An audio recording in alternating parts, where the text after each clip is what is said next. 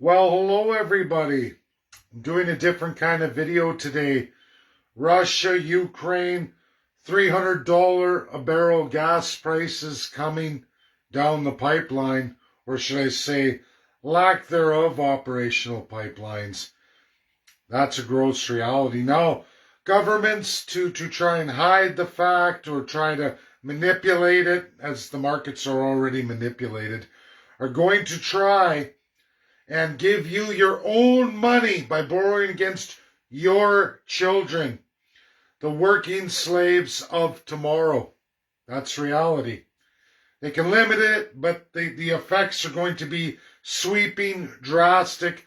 A lot of folks can't even afford to go to work. That's reality.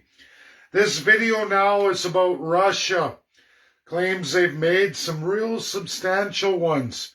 Bioweapons manufacturing in Ukraine by the United States of America. Today, I tag my friend from Kiev, doctorate, career constitutional expert in comparative law, international law, Oleksandr Marusiak. He was on with me on Twitter Spaces. We're going to be having another Zoom as we prepare for Facebook Live. That's going to be coming for everybody. But I'm going to give him a little heads up here, and I've tagged my good friend Richard Albert as well, too, from the University of Texas. The work I've done on the UNSC P5 is unprecedented by any citizen I've ever known or anybody I've ever read about. I wrote a paper for Oxford. I didn't win any major award, but a lot of people read that. Got a lot of views, and it's not always about how many people read your work. It's about who reads your work, and the UNSC P5 sure like to read that work. Specifically China, obviously Russia, the United States of America. It's been pretty exciting for me. Republicans gravitated to it in large portion. A lot of Democrats swinging over to it, people you wouldn't suspect in pretty high places. It's been incredible really. But today we're going to talk about the reality again of the International Criminal Court, the prosecutor Karim Khan. We're going to look at precedent of that court and the 5 P5 countries. That's Russia, China, USA, UK, and France. We're going to look at that. That is the criminal court prosecuting individuals, country leaders who commit genocide. Defined genocide, folks. Not your made-up versions, not countries' made-up versions. It's articulated extremely well in many, many binding world law resolutions since the Charter 1945. Since the overlap of Geneva and Vienna from the League of Nations, much has been added, much has been changed. And those 5 have ratified those changes. There are many laws, not a whole lot, dozens, but there are many laws that they've come together and ratified. And when they do, it's binding on every nation in the world. The biggest problem with Ukraine, folks, and Alexander, I'm sorry, but we have to look at the ICJ, International Court of Justice, and the precedent with all 5 P5 members, again, Russia, China, USA, France, and UK. We look at how that court has been utilized. And yes, it is the court of UN states, not against individuals, against actions of state government versus state government. Right now, Ukraine believes they can do a challenge. They think they can challenge Russia in the International Court of Justice. So let's start with something. For one, the International Court of Justice is a carryover from the League of Nations. In fact, even today it's written that it's only to be prosecuted for all nations in French and English, because those were the crown colonial superpowers of the time of the League of Nations, UK and France.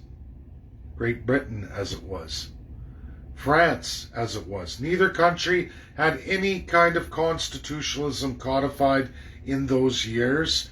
They were living crown, and the king says, the queen says what the laws are, and the government changes them at will, without any influence by the people, none whatsoever. In fact, this is the Build of Canada, even much worse. Because at least with the government of Canada under Crown, as bad as that was, you had two separate entities working. So when you had a problem with your government breaking laws or treating the people badly, you could complain to that foreign crown. I still don't like the system, but that's what you could do. Now, the crown is all Canada's crown. The government is crown. The government has the back door of crown to keep that illegal crown power that was the build of Nazi Germany and is the build prior to Nazi Germany, Canada. To keep that, they made a deal with the royal family to give over all of our narratives in international law and international relations to the royal family. If you don't believe it, read the Commonwealth Charter 2012. There are another over 50 nations involved in that. Several are trying to get out. The ICJ left over from the League of Nations, from that crown age of empires, all colonial countries, all the worst of the worst, who went to World War I and then World War II, which were colonial wars. Countries who were colonizers fought each other for supreme colonizer. That's reality. Germany wanted more. Might is right. That was the League of Nations. That was Age of Empires. All colonial shit countries. That's the truth. That's the truth. The worst the world's ever seen was all from Age of Empires, colonial countries. 7 of them. 7 of them devastated every race known to man, every religion known to man. It all stems from the colonials. Complete wipeouts of entire peoples. Complete wipeouts. Ripped from the earth, gone forever. There was no such thing as child sex crimes. There was not even such a thing as rape. That was a world not so long ago, folks. These entitled individuals continue on in unitary systems, in crown systems. Most of the world does. Civil law socialist. We always seem to have a problem, I notice, when we look at countries and their narratives and what they think they can do since World War II. And they're absolutely wrong, even world academics. And I can argue it very easily because it's called precedent. And I know lawyers love to talk about precedent because precedent is the idea that if one court case went through, they should all, in like circumstance, go through the same way. So here's precedent for you.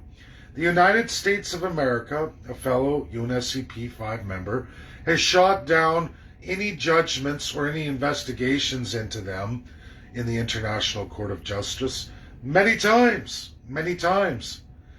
Any attempt by any prosecutor in the International Criminal Court, the other court, to individually go after a president of a P5 nation, USA is precedent law, finds themselves personally sanctioned. And if anybody in a military context goes after anybody in the United States of America, they get assassinated. Openly, publicly, fully disclosed. We can look at Soleimani. We can look at the last African prosecutor in the ICC, personally sanctioned by Donald Trump for war crimes America committed, human rights violations by the military. They did it. They made a mistake, but they're not to be held accountable. No P5 member can ever be held accountable. We all voted for this. It's outlined many, many times in the UN Charter, the binding document of the UN that we all have to agree to. We all agreed that those 5 would have that power. Nobody can take it from them unless they wish to give it away. Or or the fellow P5s resolve to enter into World War III, which means scrapping the UN entirety, which is bad news if your military is very weak. You have a military GDP well under 2%, no defensive mechanisms, none whatsoever. You're finished. You're going to get taken by countries you'd never expect. You won't be able to safely travel throughout the world. None of those things will happen. The International Court of Justice, in precedent, you will find that none of the countries of the P5 have ever, including UK, France. You can look at all the court cases, they're all listed there, and you'll find that none of the P5 have ever been held accountable. Because you know why, everybody? Although it was designed and written in the statutes listed, people trip up here. They don't go back to the UN Charter, the binding world document we all signed and agreed to. All nations do. If you don't like it, you can quit the UN. But expect to get no quarter, no help, none whatsoever if your country gets decimated and removed from the face of the earth as it ever was. Your whole culture gone. And if you don't believe me, the term Kashmir, I know in my generation, just mine, when you hear the term Kashmir, you think of fine clothing, you think of far off East, Southeast Asia country. Well, it was a country in the 50s. It was from the 40s to the 50s. It got its protectorial status as the UN was developed, and it was told to ratify the UN Charter and become a UN state. They didn't, and they no longer exist today, folks. Within less than a year, between India, Pakistan, and another country we're not going to name, they got removed entirely, got consolidated into another bigger country. Lost everything that was great about the country. Gone forever. No status, no protection, no nothing. Why? Because they wouldn't sign the UN Charter like everybody else. All the countries who didn't do that are gone from this earth. There's lots trying to still get that status. They've been vetoed, they've been blocked by a UNSC P5 member. There's several states in that category. You can never take territorial integrity of any P5 members. There's no way to win in the International Criminal Court against a P5 member, and there's absolutely no way to win in the International Court of Justice against a UNSC P5 member. It's articulated and well labeled Article 94, Section 2. So the ICJ can rule against Russia, state versus state, and then the ruling goes to the P5 and the whole UNSC, so even the rotating members, so all 15 get a vote, except for 5 of those members, which Russia's one, has a veto. If they don't like what they want to propose, or they don't like the sentence, they veto it. It's happened many, many times. USA has been on the side of the UNSC 1 versus 14 dozens of times. So's Russia. China's been there. UK's been there, usually with France, so it's not really. That's reality, folks. There is no precedent of the UNSC P5 members ever letting any kind of accountability come to them, because they are the last line. They are the 5 allies of World War II. You never, ever take on a P5 ally, especially if you're just a regular little UN old state. This is the fundamental flaw of Canada. It's disgusting. It's perverted. This country is going to be in bad shape.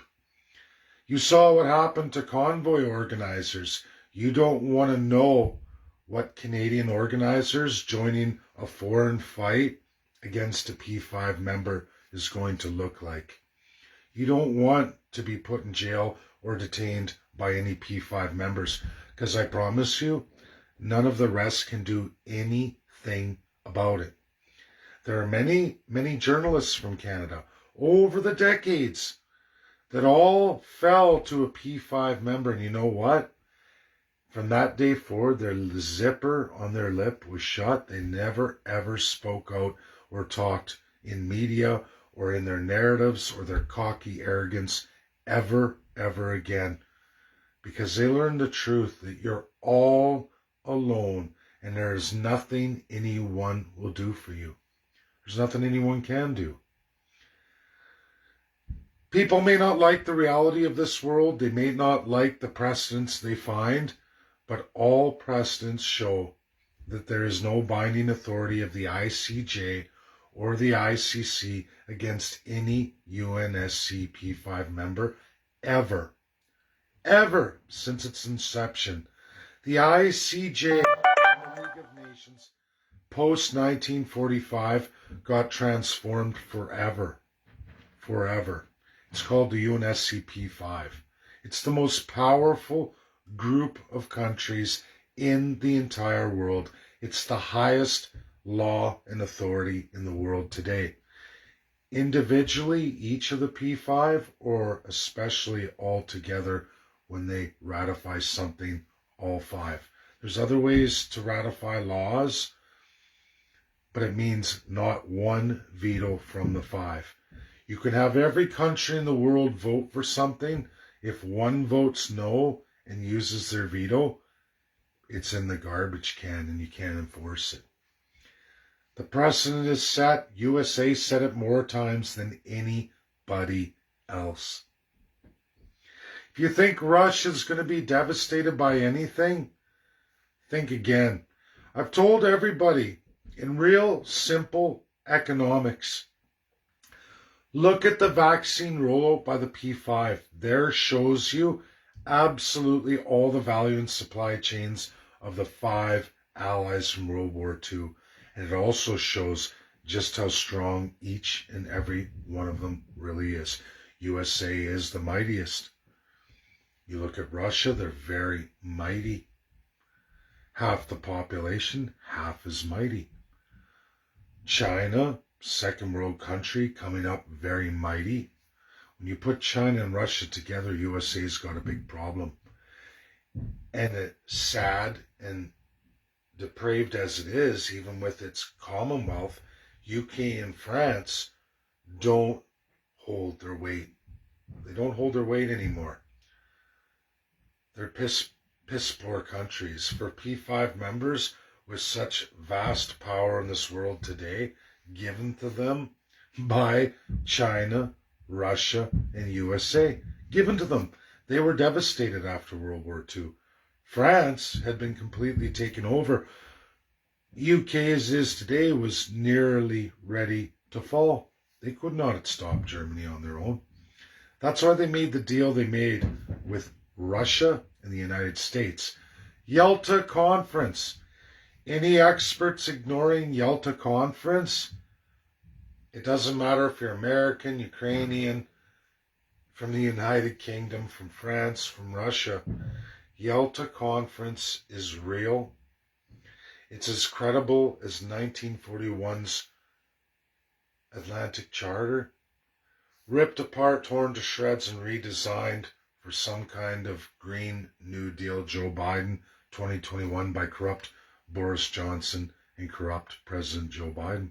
It's sad, it's sick, it's depraved, but that's the power of an executive, and that's the power of a prime minister in the UK with absolutely no codified constitution, nothing to limit them. You wait till they get elected out, and the next one changes it. Not likely, considering 2022 versus 1941. Terrible, terrible, and disgusting. We're all getting cheated. These high gas prices are all a design of the Crown through the Commonwealth Charter 2021 by corrupt Joe Biden and absolutely Prime Minister Boris Johnson. And the number one funder of all of this is none other than Justin Trudeau and the poor, worst of the worst, suckers highest the Canadian taxpayer, who pays for all the propaganda, now globally, for UK, for USA. Look who's writing all the stories. Look who funds to pay for the US to publish those stories. Washington Post, New York Times, the list goes on, CNN. You can see all the stories and the Canadian authors. Who wants to hear that story? Americans don't. They don't like the crap. Canadians hate it too, at least a good portion of them, but it's not everybody. But who pays for that? Well, Justin Trudeau does. Stephen Harper did, and it goes on and on and on. Your government's paying with your tax dollars, because there's no rules in our country about taxpayers being protected from foreign influencing and financing foreign influence in other countries. It's sad president can't do that in his own country, so he just gets his NWO buddy Justin Trudeau to do it for him, because in Canada, that's not illegal. Canada, that's a really greasy, good politician. Rape your people, starve them out, beat them over the head, steal everything they got. Why not? They've raped and murdered so many First Peoples. Goes on and on for hundreds of years. I mean, since Canada was a country, since Canada got independent of the Crown became property of the Conservative and Liberals. Soviets don't understand it. Ex-Soviets don't get it. Ukraine is lost in this, as are many, many ex-Soviets. I see the Polish come forward. I see the Ukrainians come forward. We can look at pastors. There's a Polish pastor who doesn't get it because he doesn't know the Crown. I've tried to help, but they don't want to listen. They just keep talking like somehow Canada's going to change for them. Newsflash. Sorry ex-Soviets, current Soviets, and sorry Americans. Canada will change for nobody. It's Crown corrupted. It is the Nazi Germany build. Russia keeps saying Nazification, Nazification. What they should be saying is Crown colonialization. Crown customary law imposed in Ukraine. That's why UK's in there like a dirty shirt, corrupt as hell. That's why Canada's in there, corrupt as hell, because Canada's corrupt as hell. It's not reported to the UN, just like we lie about our population density. We lie to the UN. So does Australia, so does New Zealand. The only three countries that purposefully and flagrantly lie about the population density of their countries. They erase all idea of Crown land. Nobody's allowed to live there. You're not allowed to build a house there. You can't earn a living off the land. The resources are off limits to you. You can visit it, but you'll die out there on your own. Can't even build a shelter. Get caught doing that, you're in big trouble. It's all a lie. It's a lie. The UN allows Canada, and New Zealand to lie their face off. UK doesn't lie about that stuff. But their old builds, pre-League of Nations and through League of Nations, Canada, Australia, New Zealand, lie about population density. And people say, well, what's the big deal about that, Dave? Well, the big deal is this is part of your housing bubble crisis. It's part of energy poverty. It's the reason why you pay more than everybody else for everything. And it's the reason why the government's able to devalue you and ramp up immigration beyond all measure, beyond any other countries in the world. It's sick, it's depraved. There is justice, though. We could get justice. Canada is not a UNSC P5 member. To get that justice in those courts, we need to appeal to all 5 P5 members. Generally the world, but the reality is if any one of the P5 gives you a veto in any of your court cases, it's game over. So you have to win them. You have to make a narrative that suits them. Honest reality presented to the world without condemnation of the P5. That's why Ukraine's screwed. And anyone trying to say they're not, I am sorry. But you can see USA continually turning down NATO members. Why is USA turning down all the NATO members? Why aren't they doing the no-fly zone? Because USA understands exactly what Russia's saying, because USA set the precedent for all of this. Now it's Russia's turn to utilize it. Russia, USA, UK, France. This is reality, folks. France has executed the most presidents in the world. Openly, honestly. That man's going to die. We killed him. We're UNSC P5. What are you going to do about it? They've killed more than Russia, USA, China, and UK put together by a big margin. Nobody says tiddly-tee about it. Genocides have been all over the world. There's been wars. They picked sides. We've seen Russia, USA go at it, Cold War mentality style. All a battle, always battling for those supply and value chains, the sphere of influences. It's still a way better world than what was before it. I don't want to go back to slave class worldwide, which is what UK wants. Currently, it's obviously what Joe Biden wants. I'm not here to defend Russia. I'm just telling you how the world works, legally and an absolute precedent. People who ignore all this stuff, go fight for Ukraine.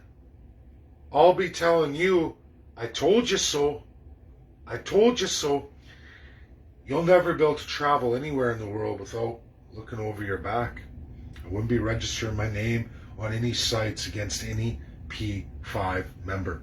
Unless there's a declaration of World War III, do not ever fight any UNSC P5 member.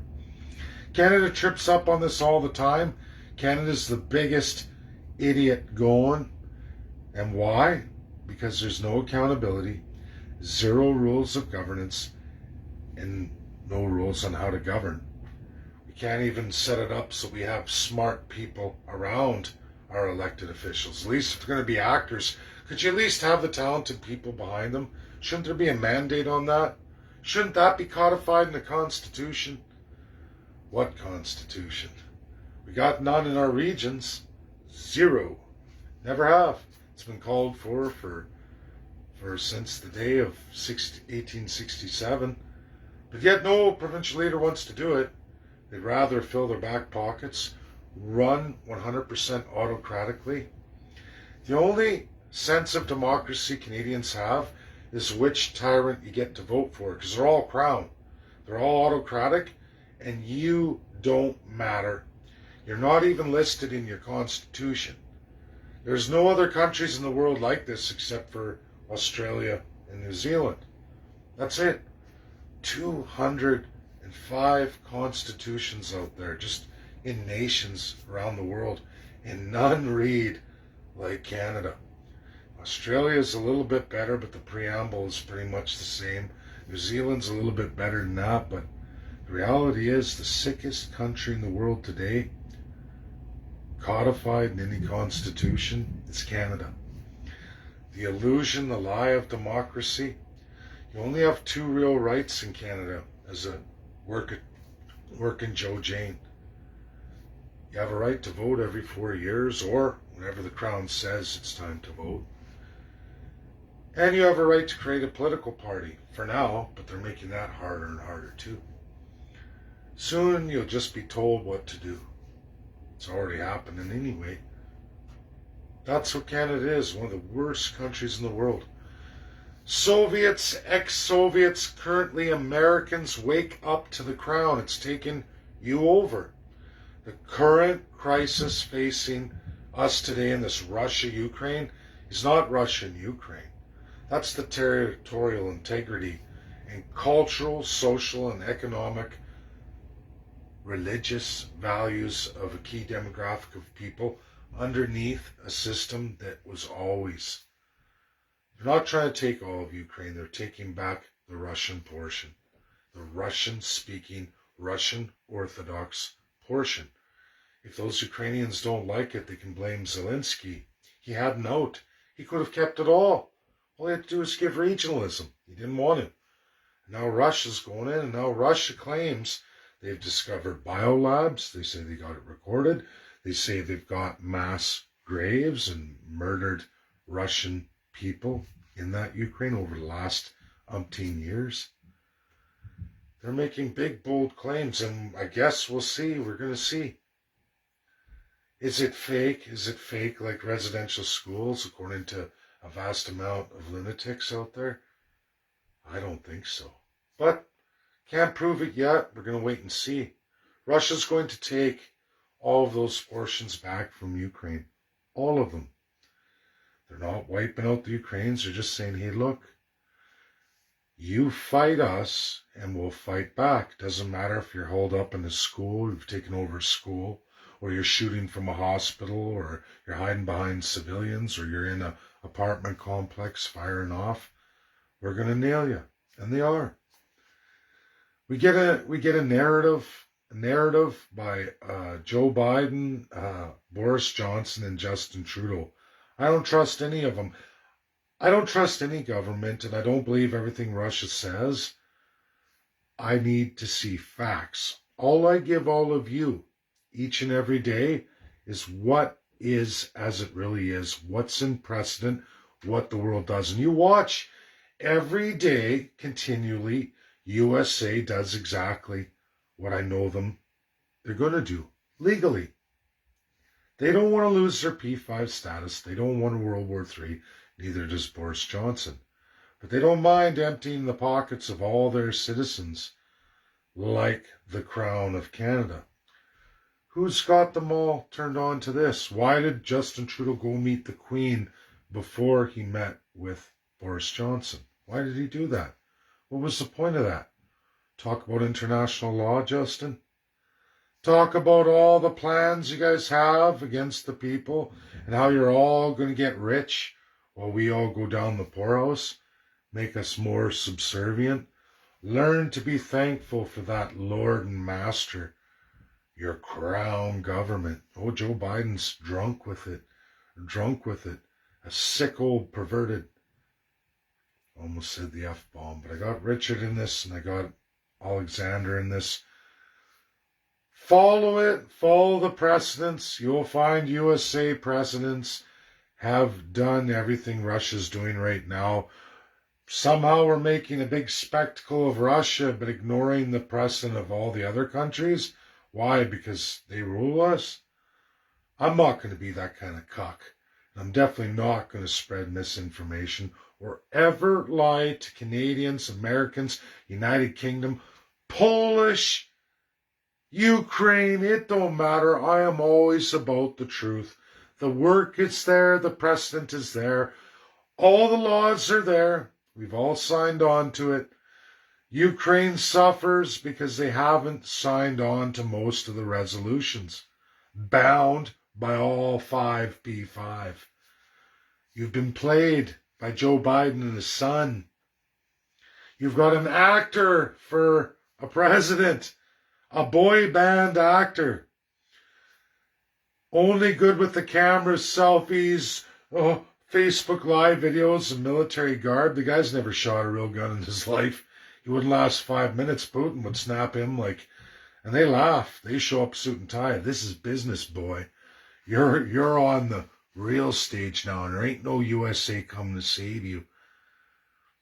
It's amazing that how countries can run with absolutely no concept of international relations and international law as it really is, and as it really is in real precedent.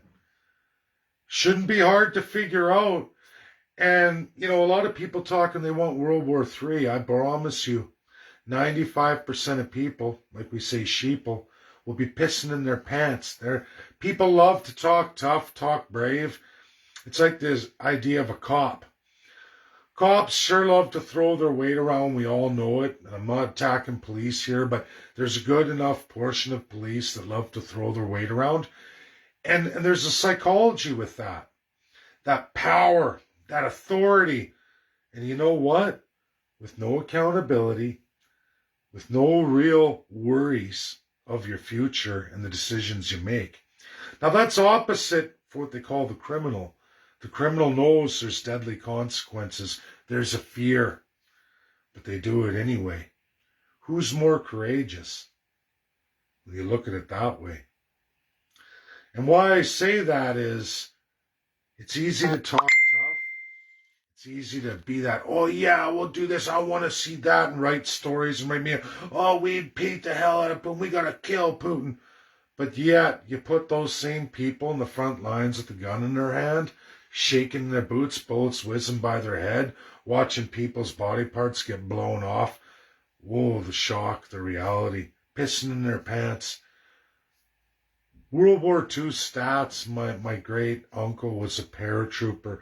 He was in the war for nearly the whole 5 years, minus all his injuries, shot in the leg, shot in the head, and a bullet burnt right around his head. I remember his story. And there was one injury he got, and it was a bad landing too. He got hit, and of course he's bleeding, and he was knocked out, and he hit a tree, right? Because you're not controlling your landing. So he's hanging in a tree, and he's just swinging there, and there's blood just pouring out of him. So, Germans walking by, they just happen to have stopped to have a smoke under his parachute, and his blood's dripping down, and they're all da-da-da. And he kind of comes to, and that's what he wakes up to. 2 German soldiers blow his feet, and he knows there's blood in his eyes. And you know what he does? Out of maybe shock, and he goes, boo! And they go running. Believe it or not, that these are the stories, right? Those parachute troopers going in, the average life expectancy 14 seconds. He did so many jumps back for more and more and more, and it messed him up. People talk so tough until they have to experience it, and all the atrocity, all the sickness he even participated in, you just get geared into it. There's a lot of sick people out there, and a lot of people don't even know what the hell they're talking about. All these tough politicians, they don't go to war. They send you, the third class, you, the shit pile, the ones that aren't in the Constitution. You go first, and Canadians, you get to be on the front lines. Like that NATO, we got Trudeau all top. I got the most troops sitting there in each country's ready to pound on Putin. He'd get them all murdered. Do you think he cares? Do you think his kids or grandkids are in there? No. Anything want to do with the Trudeau family or his mother? No. No first class are ever going there. It's all you, the dirty poor. And when they do things like energy poverty, which is done in many, many wars, to starve people out so you have no choice, no hope to want to live, so you will fight the corrupt politicians' war. Because if you want to eat, you'll go. And they all did. World War II was a colonial war. All you have to do is look at what the settlements were. I mean, the UN was great coming out of that. The USA and Russia and China narrative really transformed the world for the better. Ultimately for the better. It's sad that we have a president of the United States of America saying to hell with the Constitution of the United States, to hell with American independence. I like autocracy. I love the crown. To hell with my mother. I'm going to follow the crown because that feels good. And Americans need to be reined in. That's Joe Biden. He's beyond worse than socialist. He's a crown-loving traitor. That's reality. There's no other answer. Look at all the precedent. Look at the history. And at the end of the day, it's clear Joe Biden has betrayed the American dream, the American statute of liberty, life, and the pursuit of happiness, freedom, liberty, all of it sold down the river by one executive. Like Ronald Reagan and so many before him said, you're only ever one election away from losing it all. You must always be vigilant. It's sad to see a president, and a lot of it's Trump's fault and all his disasters and the things he did. It's what brought forward Joe Biden. It's what brought him forward. The worst choice for president for a very, very long time, if not the absolute worst one. You got to go back a long ways. Jimmy Carter was a buffoon. He messed up the economy. He destroyed lives. He created a lot of poverty. He was a complete fraud. A sham president, a scammer. This is my video today, everybody. We're at point critical. I can tell you this, if what Russia says is true, and we end up at $300 a barrel of oil, so many Canadians are going straight down the toilet within a year. We're going to see people in the streets, the breadlines grow. It's unbelievable. It's unbelievable. And it amazes me, like all of history, how many people will line up at those lines because they're too afraid to think for themselves. They're too afraid to say enough's enough. Canada's one of the worst for that. Great at following politicians, worship them like gods. It's the institutionalization. We're going to see. We're going to see in the coming weeks, in the next months. But I promise you one thing. It ain't going to be Russia who's going down. Thanks, everybody. That's my video. Share, share, share. It's important. It's truthful, factual, and absolutely backed up in real, credible, historical precedent since 1945. Everything I tell you is clearly laid out on all those organ websites. All their history. You can read it. It's a volume. It's a volume. I encourage all academic experts, doctorates, who talk about international law, comparative law, the works, multi-countries, read the UN Charter, start there, and go through every UN resolution, whether sponsored by a P5 or voted by all P5. Go through them like I did.